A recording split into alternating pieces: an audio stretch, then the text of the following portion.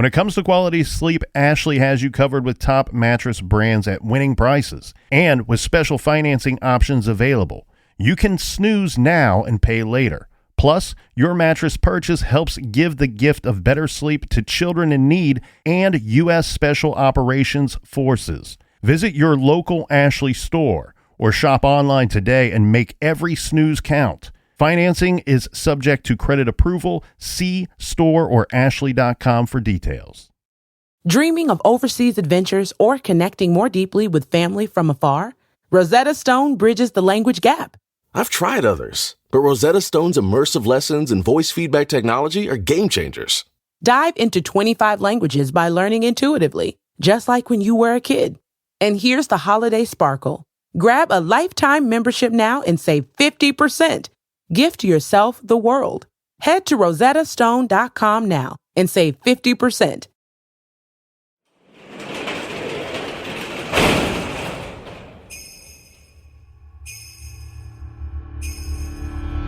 JonBenet Ramsey. She was strangled with a cord.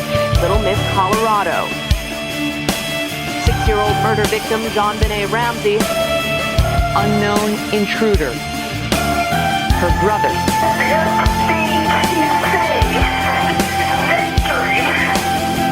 JonBenet Ramsey. Oh my God! Please. They still have not interviewed the parents. I didn't do it.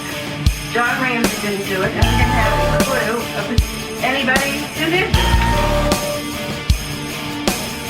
My life has been hell from that day forward, and I want nothing more than to find out who was responsible for this.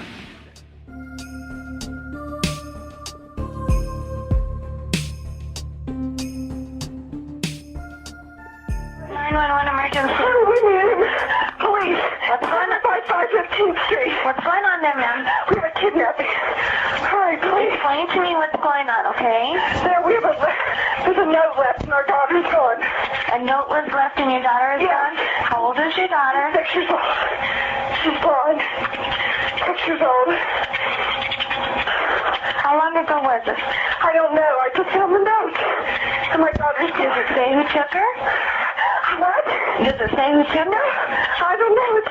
There's a ransom note here. It's a ransom note? It says SBTC. Victory. Please. Okay, what's your name? Are you Patsy Ramsey. I'm the mother. Oh my God. Please. I'm sending an officer over, okay? Please. Do you know how long she's been gone? No, I don't. Please, we just got out. Is she right here? Oh my God, please. Okay, Please, there's somebody. I am, honey. Please. Take a deep breath for me, Please, okay? hurry. Patsy.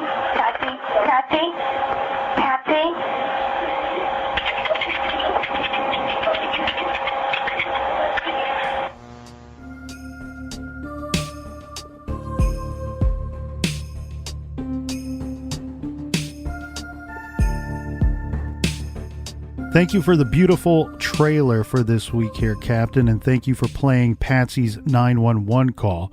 Now, just to clear up any type of confusion, I think we should jump right into a transcript of that 911 call so we can all have a clear understanding what is said on both ends from the 911 operator as well as Patsy Ramsey. When 911 picks up the call, Patsy Ramsey says, "Police." 911, "What's going on, ma'am?" Patsy Ramsey, 755 15th Street. "What's going on there, ma'am?" Patsy, "We have a kidnapping. Hurry, please." 911, "Explain to me what's going on, okay?" Patsy, "There's a note left and our daughter's gone." 911, "A note was left and your daughter's gone?" Patsy, "Yes." 911, "How old is your daughter?" "She is 6 years old. She's blonde, 6 years old." "How long ago was this?" Patsy, "I don't know. I just got the note and my daughter's gone." 911, "Does it say who took her?" Patsy, "What?" 911, "Does it say who took her?" Patsy, "No, I don't know. There's a ransom note here." 911, "It's a ransom note?" Patsy, "It says SBTC, Victory, please."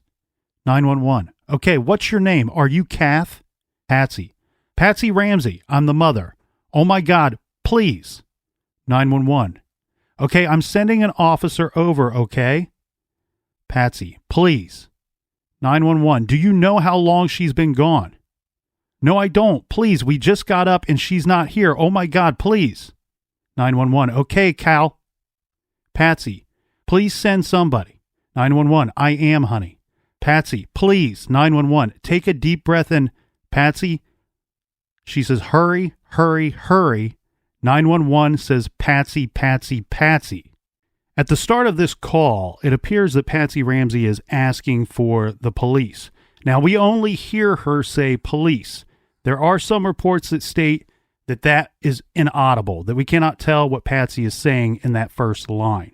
Yeah, and there's some people that speculate that she actually goes to say ambulance and cuts herself off and says police. She's immediately asked what is going on, to which she responds giving her address. Again, what is going on there, ma'am? She states, we have a kidnapping. Hurry, please. What I decipher from this very quick little snippet at the beginning of the call is, I kind of think good and bad when we look at the scales of justice in regards to Patsy Ramsey. She's doing exactly what I would expect a mother who is terrified at what could be going on. Her daughter is gone and found a ransom note. Right. She is asking for the type of help that she needs, police. She is stating where she is located and immediately stating the problem at hand. We have a kidnapping, and then asking, hurry, please. We've gone through a lot of these 911 calls over the years. Yeah, they drive me nuts. One thing that I've always called into question is when we have a lengthy call and the person is failing to ask for help to respond to the situation until later in the call. Right. Here, this call roughly is about, I was trying to time it. It's a little over a minute. A minute and 42 seconds or something. And we have within 7 seconds of the call, she is actually asking for help. She's asking for someone to respond to the scene. Right. So I think a good sign for Patsy. Where I say that I think a bad sign for Patsy is, and this might be just too much speculation on my part, but it almost appears to me in somewhat of a manner that she believed that she could ask for the type of help that she wants, police or ambulance. She states where they are located and states the problem at hand, the kidnapping. Part of me wonders if she thought that the conversation was going to go any further than that. Right. That, okay, now I'm off the hook. I've made this call. I've told them the help that we need. Let's wait for them to respond. Very good. Here we have the 911 operator asking again, explain to me what is going on. Okay. One thing that I will point out that I think is good for Patsy Ramsey here is... And when you mean good? Good in the sense that, let's say she's innocent of any wrongdoing. Mm-hmm. She goes immediately into, there's a note left and our daughter's gone. Meaning where my first suspicion was that this conversation was going to be over as soon as she said there's a kidnapping, please hurry. Right. Then she's asked what is going on. She, without hesitation, goes into what is going on. She doesn't stumble. Like I would expect somebody that has a lot to hide to possibly stumble at that point in the conversation. And a lot of uhs. And then there's several back and forth about, our daughter's gone and there's a note here. She gives a brief description that it's 6 years old. She's blonde. She's a 6-year-old girl.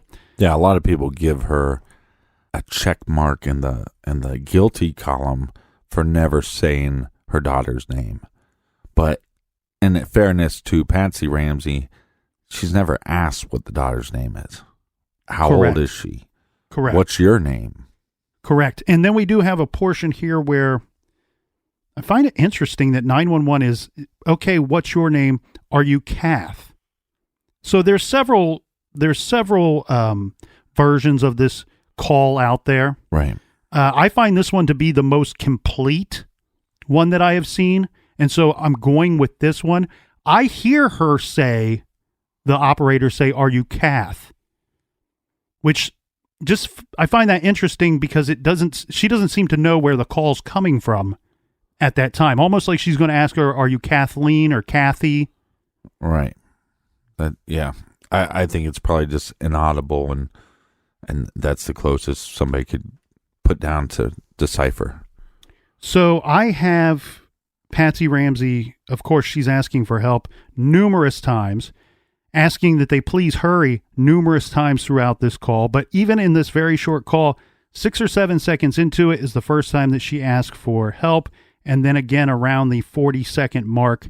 And basically the whole second half of the call is her asking for help or for them to please hurry. So where I always stand on those is if we have a situation where somebody calls 911 and they are not asking for help, because that's all 911 is there for you to call and request help, assistance of some sort. Yeah, my issue with a lot of these 911 calls is just the lack of calmness, and obviously that's easier said than done. But yes, you read the note, you yelled for your husband, you ran to your husband, you had some kind of conversation with your husband. He reads the note, then he says, "Hey, call police." Which one out of the two individuals, we know which one's calmer? John Ramsey. So maybe you should call, because like you said, after you ask for help, maybe that's where you think it should stop. It's normally where it doesn't stop. So no, 911 is going to keep you or whoever calls on the line as long as they can, unless you have really good reason to not be on the call. Yeah, this call also gets put into question because I would think when you start talking to somebody and saying, "Hey, we have an emergency, here's where we're at," by me talking to you, the reason why they keep you on the phone is to start calming you down. So as the call progresses, Patsy doesn't get more calm.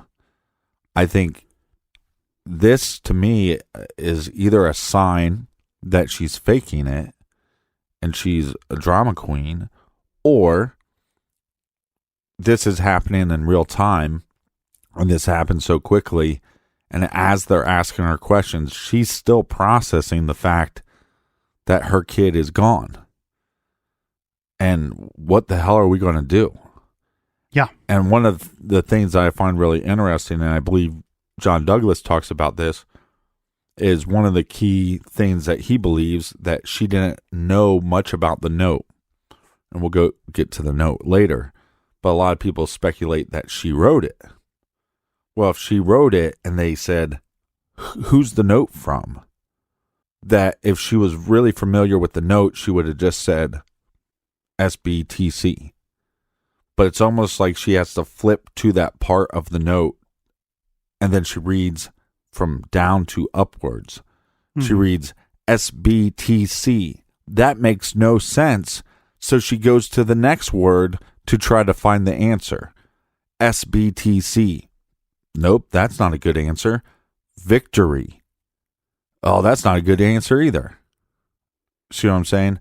So if somebody is more familiar with the note, they probably wouldn't have read from down to up. Probably wouldn't have had to flip to the back to the third page to find the answer.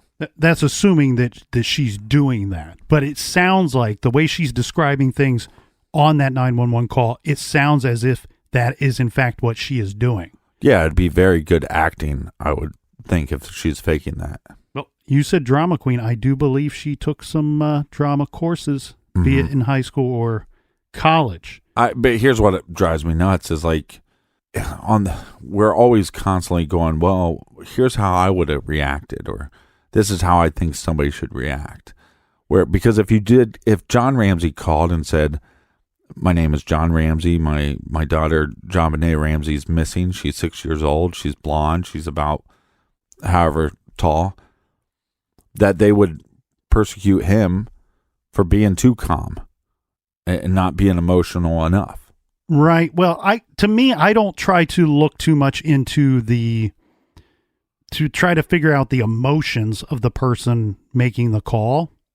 I never do that. My whole thing is just, I always question when they are finally asking for help, because that's what 911 is. It's truly a lifeline. It is there only to be asking for help.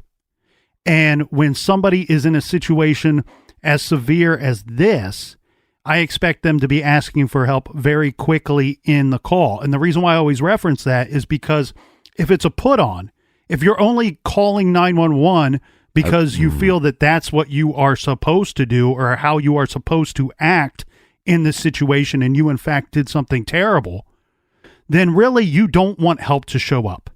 Inside, deep down inside, you're hoping it's delayed as possible because you don't want to have to explain anything to anyone. Right. Because you don't want them to know what you've done. So I always take that into account when I listen to these. I never try to listen to the emotion because, as you very well pointed out, we don't know how each one of us would behave or react to these different situations. There is no right way to act or wrong way to behave on these calls. And the call gets a little more interesting at the end because there is no, okay, see you later, or we'll be here waiting. There's no end. And that's where I believe possibly at that point, John Ramsey is trying to tell Patsy Ramsey something. There's something going on at that house that is pulling her attention away from the phone call. And at that point going, that minute and 40 some seconds on the phone to that mother could have felt like an hour. So she might have been like, look, I said all I need to say. Now there's stuff going on here. Mm-hmm. And now I'm talking to these individuals. Then the phone hangs up. And it's always been kind of a mystery what has been said at the end. This is from a 2016 story on bustle.com. There's long been debate over what exactly happened at the tail end of the recording, with some arguing the call did not immediately disconnect after Patsy hung up the receiver and that a third voice can be heard. The 911 tape has been analyzed 9 different times, by everyone from the FBI to the U.S. Secret Service to professional audio laboratories to CBS to an amateur internet sleuth. Neither the FBI or the Secret Service have reported hearing a third voice or any other extended conversation. Now, if we back up a few years before this 2016 story on bustle.com from Steve Thomas's book, we have this from page 15. The telephone call gave us a cornerstone of evidence. When he says us, he means the Boulder detectives working the case. Not so much for what was easily heard, but for what was found when experts washed out the background noise. It has been my experience as a police officer that such emergency calls are virtually unchallengeable. They are tape recorded and either something was said or it is not. Right. Tapes can be so powerful that prosecutors regularly play them so a jury can hear the actual voices and emotions of the participants. In preliminary examinations, detectives thought they could hear some more words being spoken between the time Patsy Ramsey said, "Hurry, hurry, hurry," and when the call was terminated. However, the FBI and the U.S. Secret Service could not lift anything from the background noise on the tape.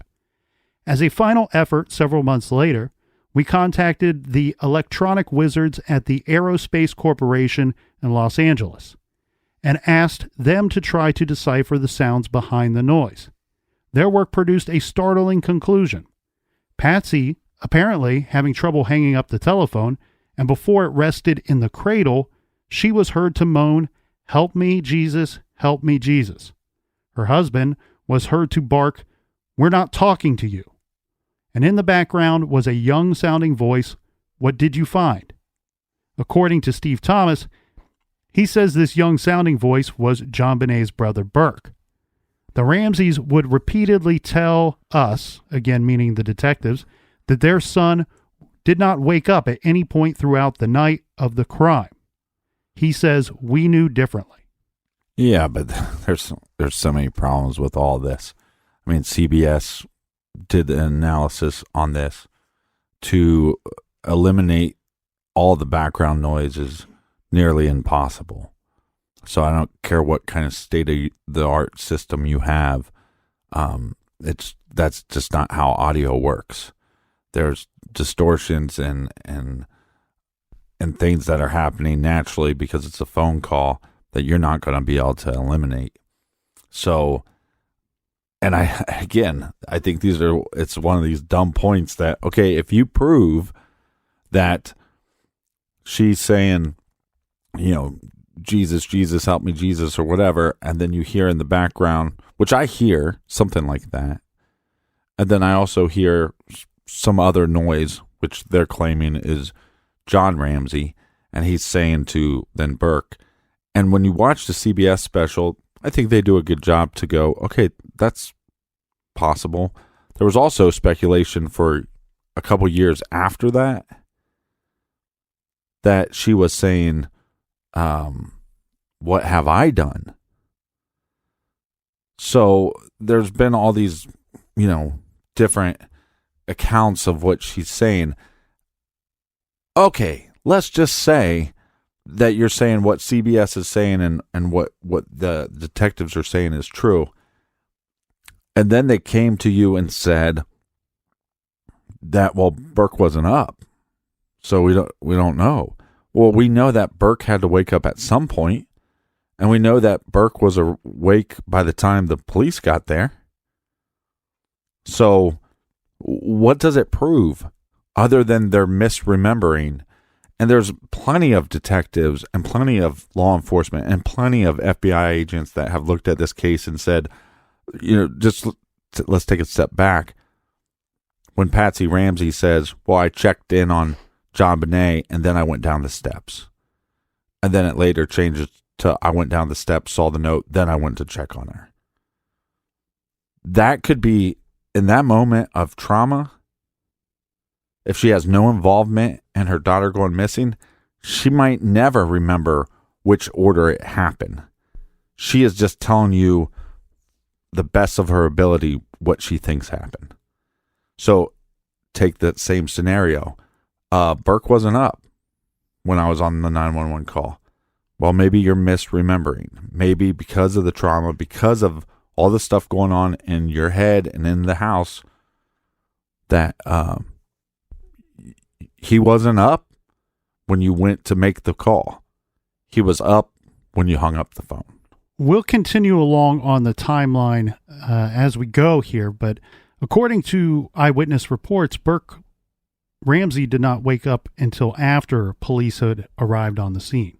I want to jump back here, Captain, before we get into this timeline a little more, because I want to really focus in on something that you said regarding that tail end of the call, what has been called into question and has been a debate of what was said, if something was said, and what was really going on. I think there's good reason to debate that. I think there's good reason for people to question what they believe that they're hearing. Part of it is the reports that are out there. Depending on who you look at, depends on what report you get on what is, if in fact anything, at the tail end of that call. Right. I personally cannot hear. I hear something. I can't hear the words that are said. I believe what I'm hearing is at least two different voices, but right. I wouldn't say. But I wouldn't bet the title of my vehicle on that I'm hearing three different voices. I think I hear three things going on, but I don't know that for certain that I hear three different voices. So the way that this would work out is that Patsy didn't hang up the phone all the way, and then these words are spoken.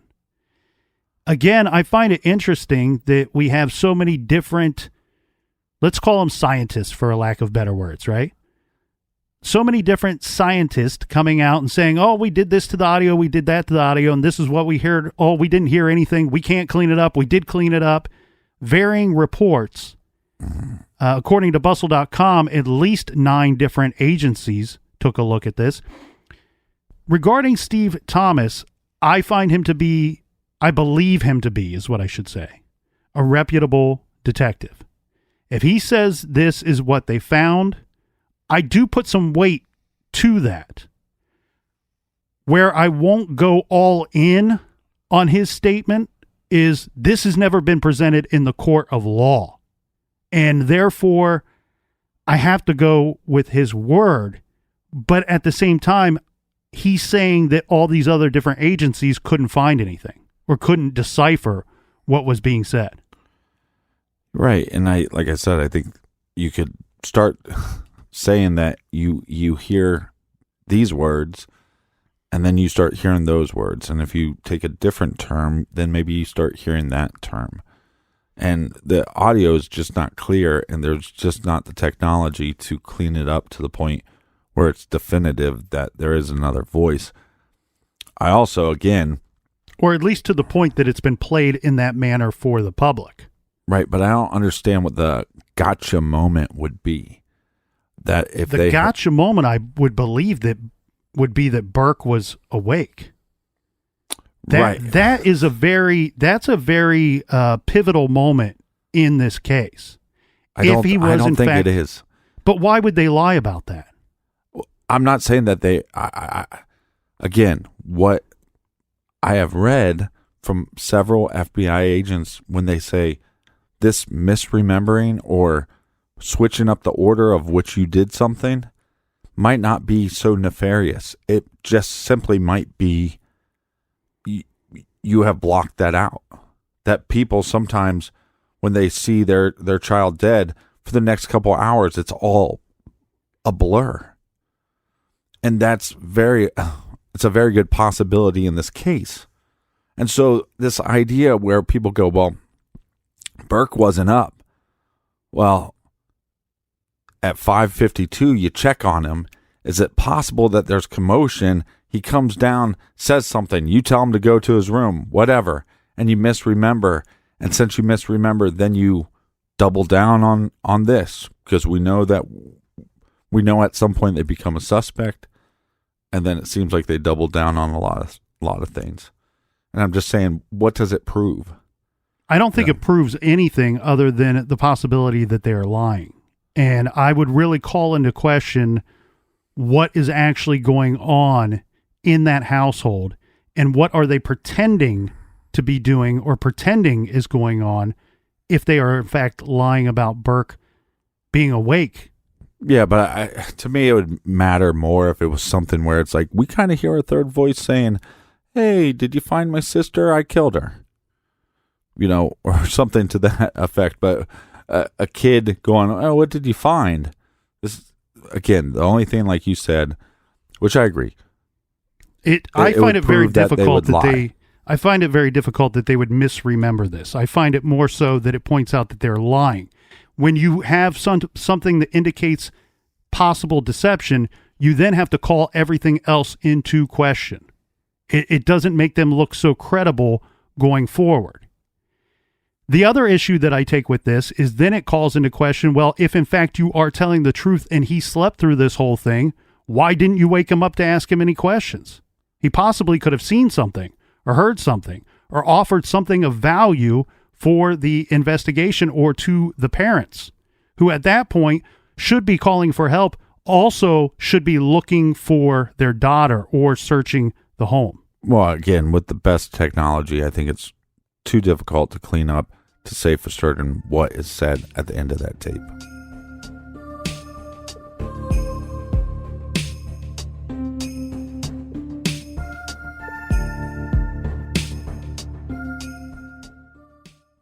This show is sponsored by BetterHelp. Do you look forward to the holidays? Maybe you struggle with seasonal blues. This time of year can be a lot, and it's natural to feel some sadness or even anxiety about it. But adding something new and positive to your life can counteract some of those feelings. Therapy can be a bright spot, something to look forward to make you feel grounded, and to give you the tools to manage everything going on. If you're thinking of starting therapy, give BetterHelp a try. It's entirely online, designed to be convenient, flexible, and suited to your schedule. Just fill out a brief questionnaire to get matched with a licensed therapist and switch therapists at any time for no additional charge. Find your bright spot this season with BetterHelp. Visit BetterHelp.com/garage today to get 10% off your first month. That's BetterHelp, HELP.com/garage. Rosetta Stone is the language learning program with a lasting impact. I've been using their app to learn French, and it's not just about memorizing words, but actually having real conversations. And it's not just French. They offer 25 languages.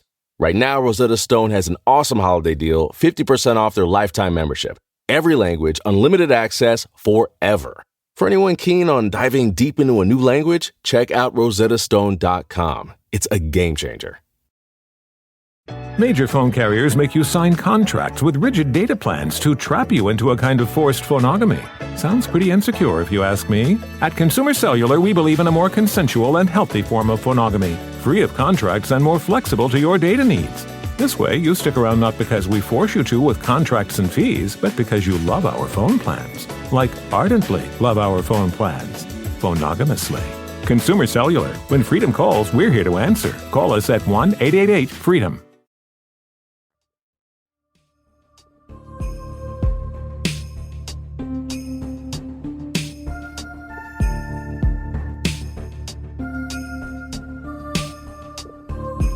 All right, welcome back. Cheers. This week we are drinking Citra Noel Hoppy Holiday Ale by Columbus Brewing Company. Garage grade 4.25 bottle caps out of 5. Thanks again to everyone who has contributed to this year's beer fund. Happy holidays out there to everyone in the Garage Army. After the 911 call, the Ramseys call Fleet and Priscilla White, and then call John and Barbara Fernie. There is some dispute about who was called first, but regardless, due to other events in this timeline, we know that the calls were made before 5:59 a.m. As we go forward with the timeline, let's keep in mind that there are different reports having different details within the timeline. There are a lot of moving pieces and a lot of witnesses providing information to fill out that timeline. So we will try to deliver this portion in the most clear and concise manner that we can. At 5:59 a.m., Boulder police officer Rick French arrives on the scene. He arrives at the home of John and Patsy Ramsey just before 6 a.m.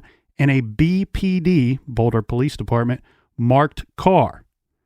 What is not in dispute is that the fact that Officer French was the first law enforcement officer to arrive at the Ramsey house. Most reports would have Officer French arriving at 5:59. This is based around him arriving 7 minutes after the 911 call, which 911 logged that call at 5:52. Some reports have French arriving earlier, and he could have, but that would have to mean that the 911 call log is not correct. At approximately 6 a.m., Officer French reads the ransom letter. In a story based on reading the police reports, Newsweek reporters claim French read the ransom note and later conducted a quick search of the house. In contrast, other reports claim French did the house search first and then read the ransom note. French himself stated in a Vanity Fair interview that after being greeted by Patsy on arrival, John Ramsey directed me through the house and pointed out a 3-page handwritten note, which was laid on the wooden floor just west of the kitchen area. Sometime after 6 a.m., Officer French searched the basement. Another report states French immediately searched the house looking for a point of entry. Only after he did that search, he read the ransom note. Detective Steve Thomas's account is far different in terms of timing, stating, with detectives finally on the scene, they arrived at 8:10 a.m., according to Thomas, to handle witnesses. French checked the garage and lower levels of the house, looking for places through which the kidnapper might have carried off the child. He found none. The house was messy, but he saw no sign of a struggle. That last account comes from the leading detective, Steve Thomas. But let's keep in mind, while he was one of the leading detectives on the case, he was not present at the Ramsey home on the day in question. Regardless of the exact timing of this search, it is important to note, according to police reports, that during this search, the officer fails to search what Ramsey's and later everyone else would refer to as the wine cellar room. From the police reports in French's search of the basement, quote, he came to a door secured with a wooden latch. He paused for a moment in front of the door, but walked away, end quote. He does not enter this room, which would later be called into question. Right. In the police report French filed, he says he didn't open the wine cellar room door because he was looking for exits the kidnapper might have used. This door he deemed to be secure. He noticed the latch was on the wrong side of the door. This meaning for someone leading out of the house. Right. So he kept moving. This is the windowless room that is referred to as the cellar room. And French does not know that there's no windows in that room. That's not why he doesn't open that door. What he determines is that it would be physically impossible for someone to close the door behind them and secure the latch once in the room. Right. Because the latch would be on the opposite side of the door. While this is all going on, Sergeant Reichenbach arrives and conducts a search. I want to go through this a little bit here, Captain, because as said, there's a lot of moving pieces and the timing of all of this stuff seems to vary depending on who you talk to. What I think is important to know going forward is most of what I would consider to be the key events, I believe them all to have actually happened. What you would call into question is the timing of those events. Right. Not if they occurred or not.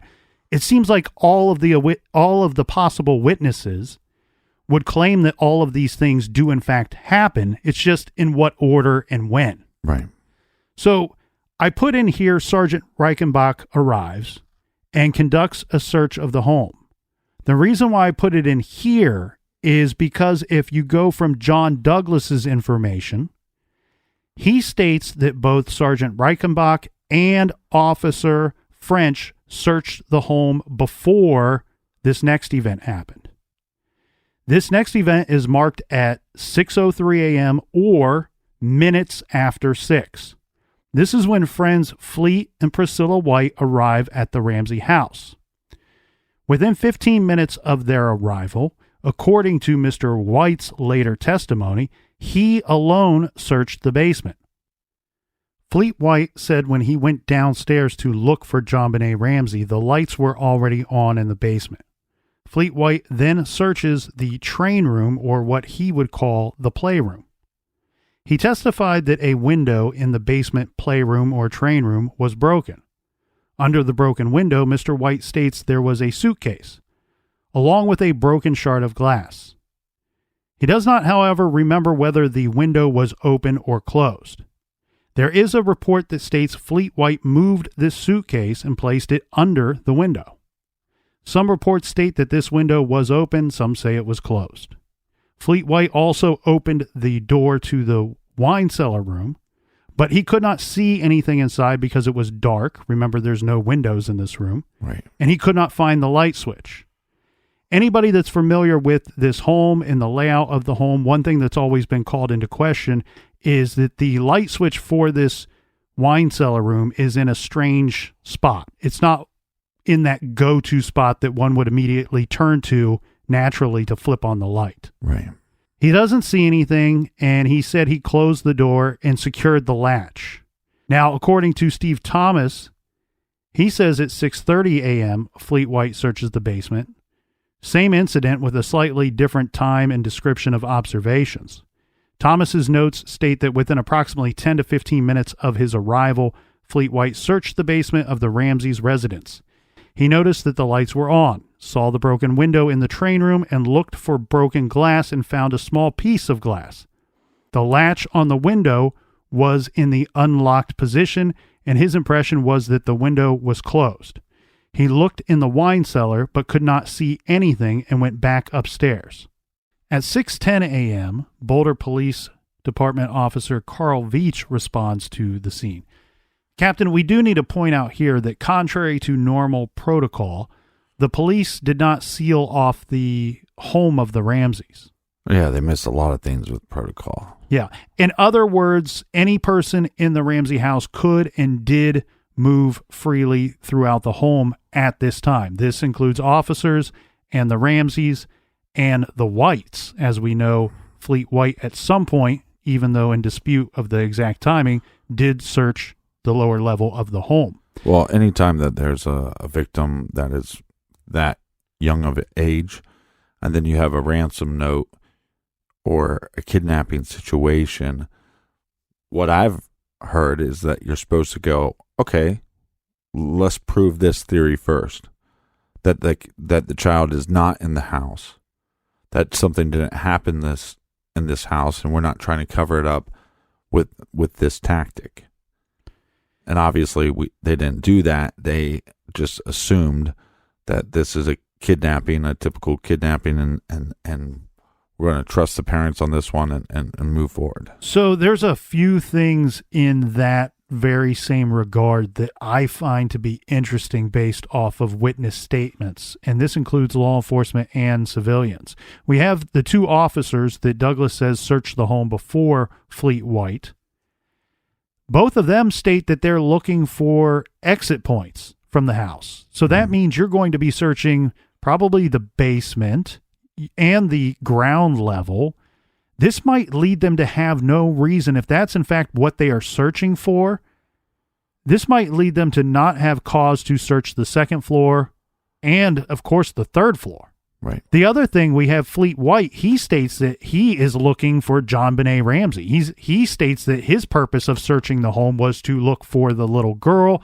This based off of a real life situation that he experienced where I believe it was his daughter was missing and she was just hiding somewhere. Right. You know, it was just one of those parental scare moments that people have. The difference here is he wouldn't have note. There's a ransom note, but I don't believe if you believe Fleet White's account, he very likely would have no knowledge of this ransom note before he went off on his search. Right. The other thing, though, Captain, where you talked about protocol and the missteps by the Boulder Police Department, the ransom note says do not contact the police. And one standard bit of protocol, I would guess here, I'm making an assumption. I do not know this to be true. Uh-huh. It seems very strange to me that when you are reporting a kidnapping with a ransom note, that Boulder responds by sending a marked police car to the scene. That's the first car that shows up. It seems to me like it would be more beneficial to that exact situation if you would send at least a detective in an unmarked car. Right. So a lot of things going on here. I say all that, but I also question current day, present day, even 1996. How much experience would a police department have with a kidnapping and a ransom note? That's kind of an old school crime. Yeah. I wonder how often these protocols are taught. I know that they have kidnappings and they deal with abductions and missing persons cases, but one, in fact, where there's a ransom note saying, hey, this person's going to die unless you give us this money. Well, I just find it so strange how many people the parents called to say, hey, look, JonBenet is missing. Come over. Come to the house. Yeah, just after 10 a.m. is when family friend John Fernie arrives. His wife, Barbara Fernie, came later, and that's reported as just before 6:20 a.m. So we have Fleet White, Priscilla White, John Fernie, Barbara Fernie, all at the Ramsey house as of 6:20 a.m. This is about a half hour after the 911 call is placed. Right. We also need to keep in mind that not only do we have all these extra civilians in the house, but we also have several officers that have arrived. They're trying to assess what's going on. They're talking to John. They're talking to Patsy. And what John says is that after he was aware that something was wrong, that he did check the first floor doors. He found them all to be locked. He says that the Ramseys, in fact, had a security system, but it was not engaged, and that their dog stayed at a friend's house that night. The dog was not in the house the night in question. John said he saw no signs of forced entry And the Ramseys say they heard nothing during that night. Yeah, but this is where it gets kind of messed up, though, because you have a situation where a police officer sees marks on, like, the kitchen door or, like, the outside door that would go into the kitchen, and they look like fresh. Like this is maybe an attempt to break into your house. And John Ramsey kind of dismisses these. Like, well, I don't know if those are new or old, because he has this habit of, one, forgetting his keys and just breaking stuff to get into his own house and not fixing it. So that makes this situation even more difficult. Yeah, and I believe they find those marks the following day. Now, just before 6:45 a.m., John Ramsey calls the pilot. Remember, they're supposed to be getting on an airplane. John Ramsey leaves a message for his pilot. This is Michael Archuleta, who then returns the call a few minutes later, and Patsy answers the phone. I don't have record of what was stated. I'm guessing, based off of things that Michael Archuleta would later say, that it was simply a call to say, hey, something's wrong, something's going on here. We're not making that plane. Right. At 6:45 a.m., Officer Sue Barklow arrives at the Ramseys' house. About this same time, victim advocates arrive at the Ramseys' house. They are called in as they are advocates trained in helping families through traumatic situations. When they arrive, apparently they arrived with bagels and coffee. Priscilla White, about the same time, calls her niece, who is back at the White's house. We will know what that call is about in a bit. At 6:50 a.m., Officer Weiss and Officer Barklow were photographing and fingerprinting areas of the house. Officer Veach had collected the ransom note. At 7 a.m., Burke Ramsey is awakened and dressed. There are two different accounts of how this went down, but they're both very similar. One account states that it was John Ramsey, Fleet White, and Mr. Fernie who woke up the young boy and got him dressed and got him ready to go. The other story states that it was just Fleet White and John Ramsey. At 7:13 a.m., Reverend Roll Hoverstock from St. John's Episcopal Church arrives at the Ramseys' home. This is their reverend. This is the church that they attend. After the reverend arrives, 9-year-old Burke Ramsey is taken by Fleet White and John Fernie to pick up the Fernie children, presumably at the Fernie home, and then taken to the White's home. There was some action during this whole movement of Burke, let's call it. Right. Where police want to ask Burke if he saw anything. Remember, right now we are investigating a kidnapping of a little girl that occurred inside of a home where there was 3 other people that night. 3 potential witnesses, whether they saw something, heard something. Right.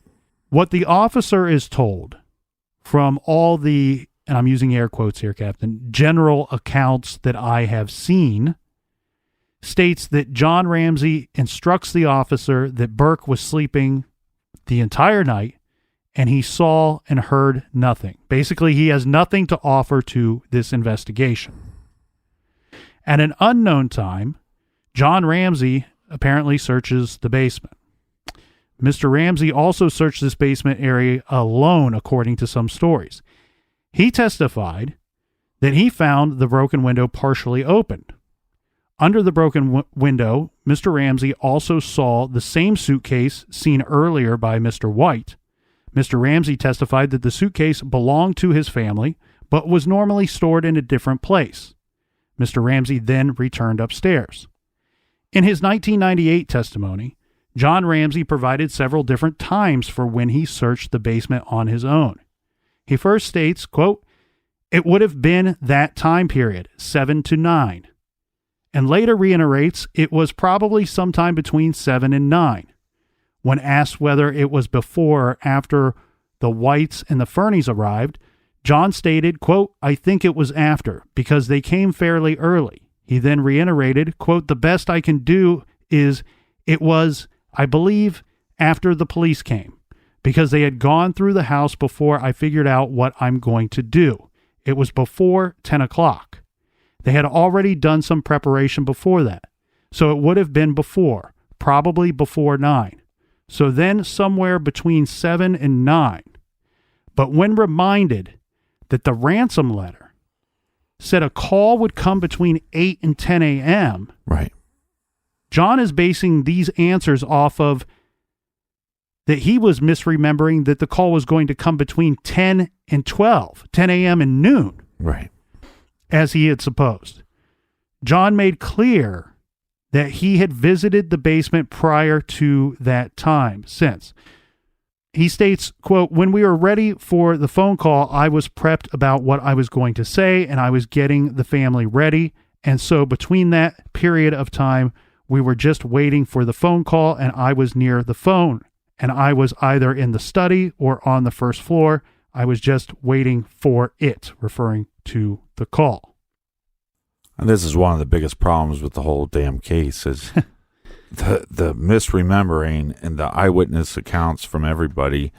It's almost like you have to kind of throw most of them away because they don't line up with other people's accounts. Mm-hmm. But also this is because you first have to go into the scene and determine whether or not it's a kidnapping. If they would have done their due diligence there, they would have found JonBenet Ramsey in the wine cellar. Once they find her in the wine cellar, now you have to lock off this scene. Now it's a crime. And now what we need to do is try to, because we know it's like 12-1, that somebody that young, if not more, percentage is higher, that somebody in her family killed her. So now you have to separate the 3 that were in the house and start questioning them right away. And this is not done by law enforcement. Yeah, look, and I hate to come down hard on Boulder Police Department because this is a strange situation. Nobody can doubt that. After we know what we currently know, it's going to get even stranger. But where I kind of fault them is, Captain, I feel like me, you, and some of our garage friends could have showed up to this home and done somewhat of a better job, just being uneducated individuals that are just guessing as we go. Yeah, I think the difficult thing here is that you have quote-unquote grieving parents. And so therefore, again, it becomes one of those things where it's easier said than done, where you have to assume that nobody's telling you the truth from the get-go and let the evidence tell you what to believe. But I think that's hard to do when you have this mother crying and kind of causing a scene. Well, you're giving us too much credit. I'm not even taking it to that level of sophistication. I just mean if you show up to what is deemed or believed to be at the time a kidnapping, that I feel like there are already missteps just for that kidnapping, not even based off of anything else that we will figure out any of the events to come. So I do want to point out by this time, and it is reported again, I apologize to everybody, but I can't make this stuff up. This is what's out there. This is the information that's out there. This is what we have to deal with. There are varying times on this statement as well, but I believe that by this time, I believe the earlier statement, that by this time in our time frame, roughly we are around the 7-ish to 7:30 mark. Mm-hmm. By this time, they have done two things that were very smart and that you would do in a ransom type situation. By this point, they have set up a trap and trace on the Ramseys' home phone. And they've also stopped all police radio communication regarding the kidnapping. This is important for several reasons. We have individuals that claim, or at least the note will claim, that they want a ransom for the safe return of this little girl. They very likely could be monitoring police scanners, listening into what calls are going on to see if the Ramseys, in fact, did contact the police and what the police are doing. What is their movements? What is their strategy at this time? So they canceled all police radio communications, and now they are going to communicate via phone, which that's going to complicate matters because they're not used to doing that, and not everybody has a phone on their person. But that's what they have to deal with.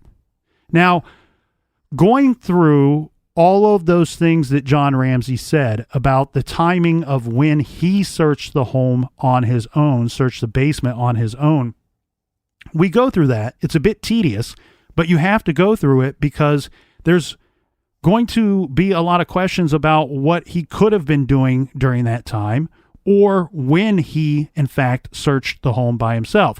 We included all of his words so that you know that we're not just making this up. This comes from actual words. This is from evidence. This is from his statements that he put out himself.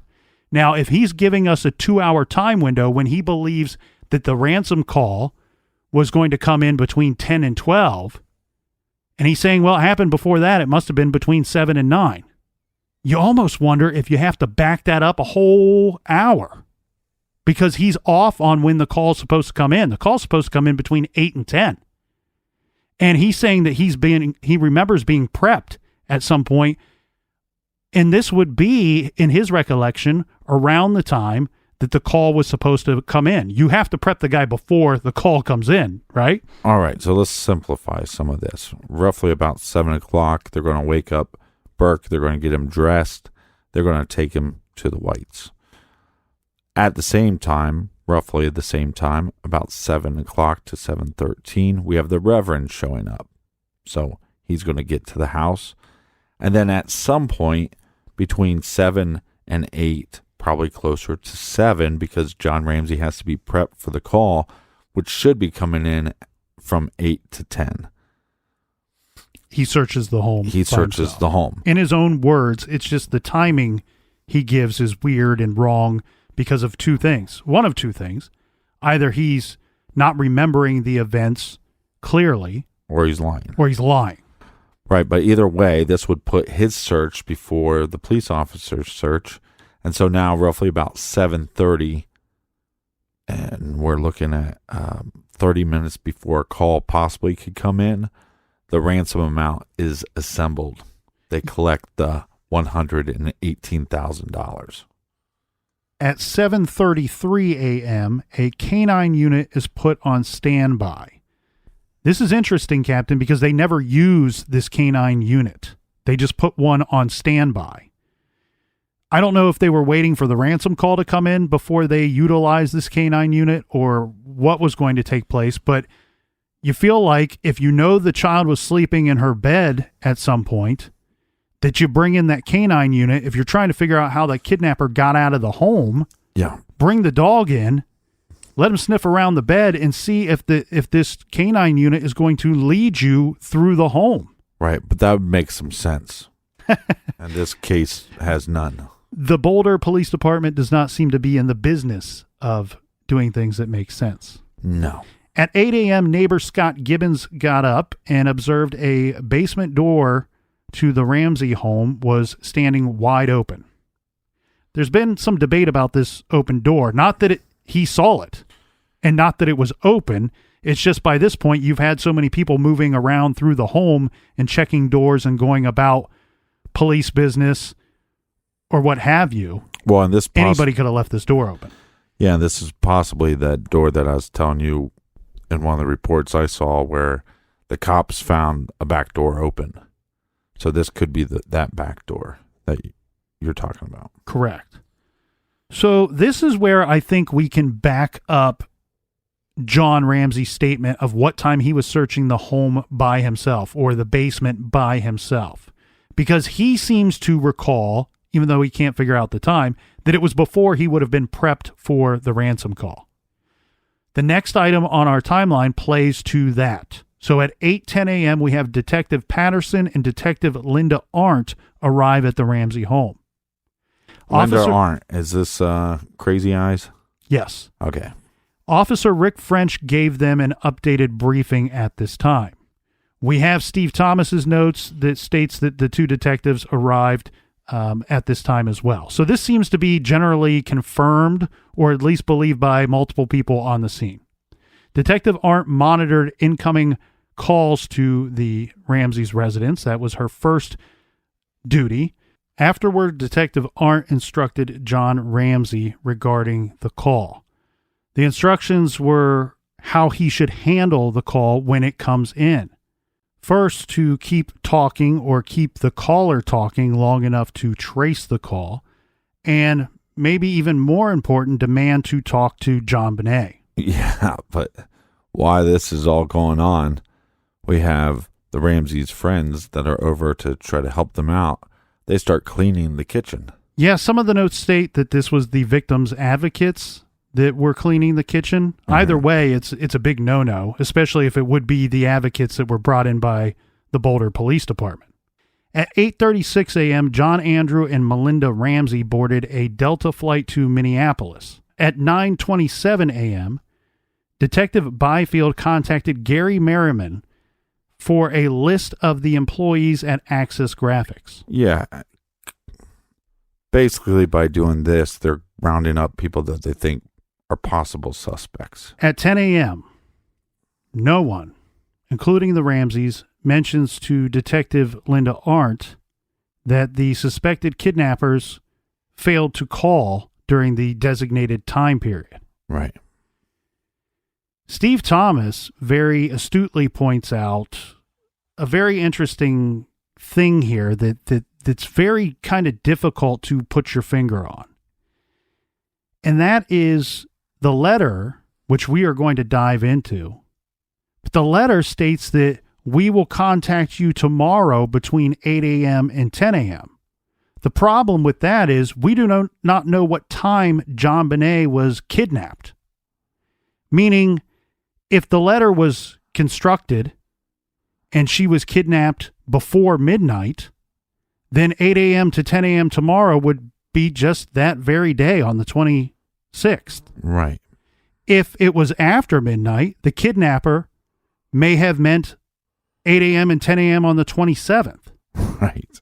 I mean, this is you can't make this stuff up about this case. Regardless, what I find interesting here, though, Captain, is if I'm one of the parents of this missing girl and I've been prepped on a ransom call and how to handle that call, when that time expires, I'm going to be panicking. Why didn't they call? Why didn't they call? Yeah, do they know they law said they would call. Here? Yeah. I'm not going to put any thought into what day they were supposed to call or what day they meant. I'm going to go off of, I'm panicked. I haven't heard. I'm supposed to get some instruction on how to get my daughter back. Right. Or I'd use my brain and say, okay, they didn't call. I'm a little worried, but does that mean that they're going to call tomorrow? Is the note stating tomorrow? You see what I mean? Like somebody should mention something. Mm-hmm. According to Steve Thomas's notes, at 10:30, at approximately 10:30 is exactly what he states, Detectives Linda Arndt and Fred Patterson, they sealed off JonBenet's bedroom. About time. Yeah, it's about time Good that job. you've done that. Way to go. Pat yourself on the back. At 10:30 a.m., after doing this, all additional police officers and the victim advocates, this is everyone law enforcement sent to the home other than Linda Arndt, they leave the Ramsey residence. So that means we now have Linda Arndt at the home, one detective, one member of law enforcement, one single person. Yeah. With Patsy Ramsey, John Ramsey, the Whites, the Fernies, and the Reverend. Well, the Ramseys really liked her, though. Even though she has crazy eyes, the Ramseys, it seemed like they felt comfortable with her. Well, I just wanted to point out that we have one law enforcement member here and 7 individuals, 7 civilians in a big, giant house. There are things working at the police station during this time. Right. However, how could the officers and the other detectives, there's a sergeant amongst them, all decide to leave and only leave one officer there with 7 people. This, to me, seems like pure insanity on behalf of the Boulder Police Department and totally unfair to one of their own, unfair to Detective Linda Arndt. Yeah, but she's going to tell 2 different stories. So I don't think we need to get into too much detail, but it seems like initially she's like, yeah, they were cooperative and I was trying to help them out and they were talking to me. And then it seems like years later she changes her story, and that's where she has that famous interview where she's saying, and I was holding my gun and counting my bullets, you know. It's like, one, why are you counting your bullets? And why are you afraid? None of these people have guns. Yeah, I just think that whole move is totally unfair to Detective Arndt by her fellow officers to leave her there by herself. Well, to be fair, nobody wanted to be seen with her crazy eyes. It's too much for one officer to handle. We got 7 people moving around a crime scene. But they're not. Yeah. Right. And then on top of that, it still has not been designated a crime scene by law enforcement. I mean, they blocked off. Haven't we agreed that that's one of the problems? Yes. Big problem. Yeah, that's a big problem. Here's another misstep by the Boulder Police Department. Now we're going to leave just one of our officers here to, so the thought at the time is, yes, there was a kidnapping. Maybe she doesn't need to be monitoring everybody inside the home. But maybe that should have been in consideration, 1. And 2, we've cut off radio communications. Yep. What if the ransom call comes in? You've left 30 minutes after the call was supposed to come in. It just makes absolutely zero sense. We have one officer there. She'll handle it. Yeah, it makes no sense. Between 10:40 a.m. and around noon, John Ramsey is unaccounted for. What this means is that Linda Arndt, the only officer on the scene, does not know where this man is during this time frame. Doesn't he go to check his mail or something? That was the rumor. That was the story that came out early in this whole big mess. Who gives a shit? Who gives a shit about your mail? Well, that's what people point to. God. People say this man did not care that his daughter was missing at the time, did not care that a ransom call could come in because he left the home to check the mail. Linda Arndt kind of makes an assumption here. Remember, she cannot account for him. She accounts for him around noon, she says, when she sees John sitting by himself and he's reading some type of correspondence, maybe a letter or something. She makes the assumption that he left to go get the mail. Okay. We know years later that is in fact, we can't say in fact, but I would guess very likely untrue that he left the home to get the mail. The mail slot was in the front door. Yeah, the mail comes into the home. Sense. You don't have to leave the home. So he could have very well picked up the mail or just picked something up from his desk, tried to occupy his mind. We don't know. What we do know is he is unaccounted for roughly for an hour. She doesn't know where he is. Linda Arndt does not know where he is. Again, that's not the fault of the family. That's the fault of law enforcement for leaving one officer behind, not being able to keep an eye on everybody. But it's interesting because the other adults in the home are accounted for during this time. Now, we have Linda Arndt, who is left with a cell phone. This is her method that she's been told she needs to use to communicate with her fellow officers. Mm-hmm. During this time, she feels like she's losing control of all the people there, losing control of the scene, if you want to call it that. And she sends losing 2 pages. Of her eyebrows and eyes. She sends 2 pages to officers requesting backup that she would like for them to call. You know, you send a page, they respond. She was going to tell them, I need some additional officers here. I'm outnumbered. And I wonder what made her look. I'm not saying that she's telling one story and then saying another. That's what I said before. But that's what it kind of seems like. But maybe there was something that happened during being there by yourself that she went, wait a second, something's not right here. And that's when she started calling for backup. Yeah, twice she called. Well, she sent a page. Both times they went They didn't respond to them. She never had the opportunity to ask for backup. She's asking for backup, Captain, because she feels she's lost control of the scene. She's lost control of all these people that are there. Yeah. She's supposed to babysit them. She knows for a fact that one of them, John Ramsey, is unaccounted for a certain period of time. Yeah. Around 1 o'clock, Heather Cox, she is at the White's home. She answers the phone, and she is told by Priscilla White to bring Burke Ramsey back to the Ramsey home. Uh-huh. Now, at around 12:30, again, we have John Ramsey, according to Linda Arndt, sitting by himself. She decides, and again, I apologize, there's several different versions of this story, but she says that around just before 1 o'clock, she wanted to give John something to do. So she asked John to search the house. Some stories say that she approached Fleet White and asked him to get John to go with him to search the house. Mm-hmm. I actually think these varied stories in this particular situation could be extremely important based off of what people's suspicions will be because of their movements and what people will come to the defense of John Ramsey in those suspicions. Yeah, but really this case should be called JonBenet Ramsey. Close enough. Good enough for Jazz, right? I mean, because every story has a combating story.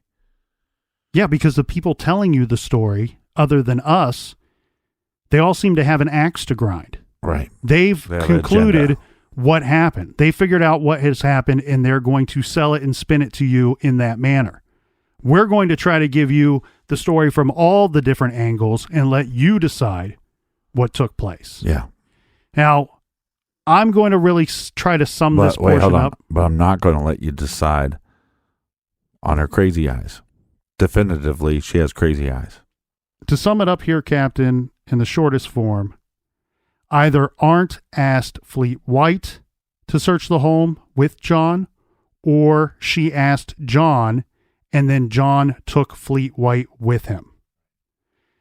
This is interesting because of what we will learn, and we'll get into that eventually. Regardless of how this goes down, of who asked who, Steve Thomas says that they were instructed to search the house from top to bottom. However, John opted to head directly to the basement instead. Mm-hmm. According to Steve Thomas's notes, John Ramsey led Fleet White to the basement, where they first went to the train room and examined the broken window, and John said he broke it a few months ago. They searched for glass on the floor. The men next searched a shower stall located in the basement.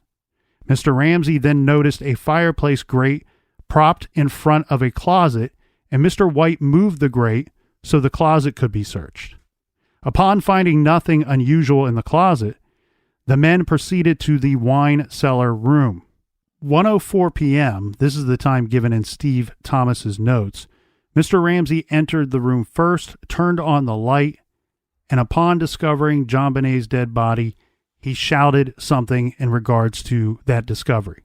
There is another version out there that states Ramsey shouted actually before turning on the light.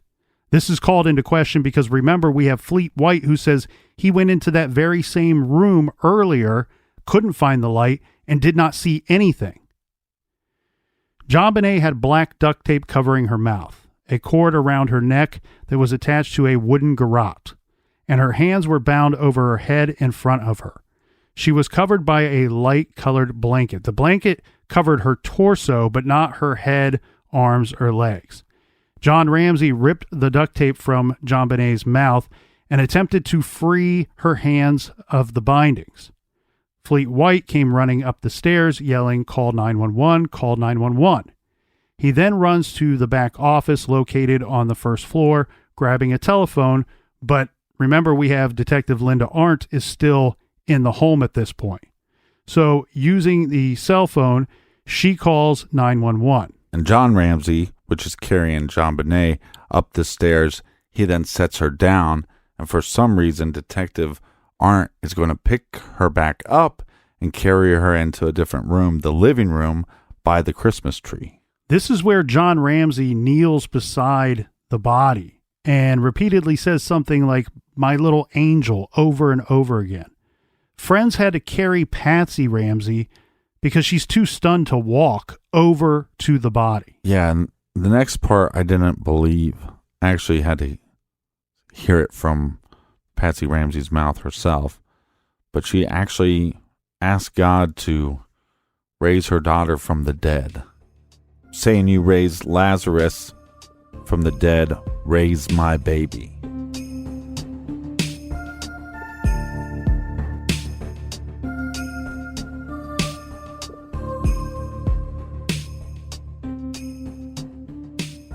If you want more of The Garage, make sure you check us out on the very free, very awesome Stitcher app. And for our other show, Off the Record, check us out on Stitcher Premium. And for everything true crime, check out truecrimegarage.com. Join us next week for episode 3 of JonBenet Ramsey. Until then, be good, be kind, and don't litter.